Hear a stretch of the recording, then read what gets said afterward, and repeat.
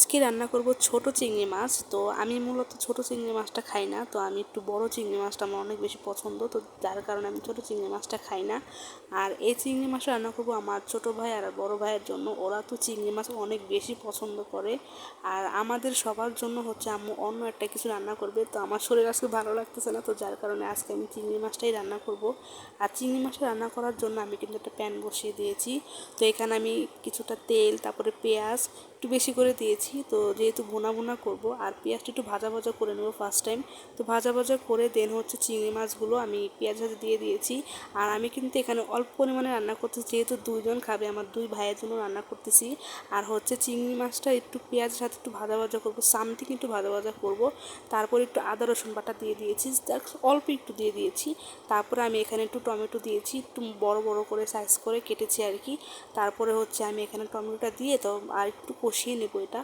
তো আমি কিন্তু এখনও গুঁড়া মশলাগুলো অ্যাড করিনি, তো এভাবে একটু কষিয়ে নিব।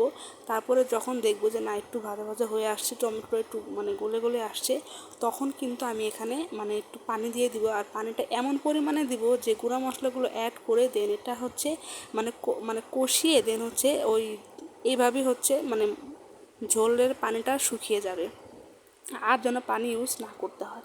তো এখানে একটু পানি দিয়ে তারপর আমি হলুদের গুঁড়া, মরিচের গুঁড়া, লবণ সব কিছু দিয়ে আমি একটু ভালো করে মিশিয়ে নিয়েছি। তারপরে হচ্ছে আমি আর কিছুই করব না, এখন শুধু ঝোলটা মাখা মাখা হয়ে তেলটা যখন উপরে ভেসে উঠবে তখনই কিন্তু এটা একদম রেডি।